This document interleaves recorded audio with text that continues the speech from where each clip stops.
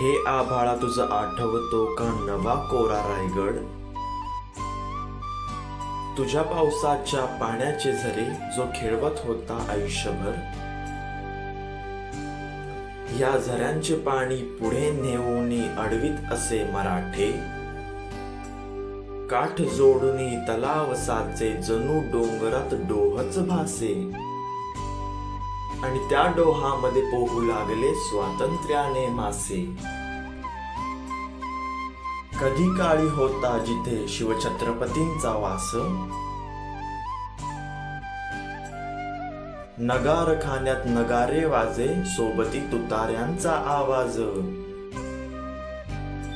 आता तरी आठवतो का तुला रायगडावरचा स्वराज्य?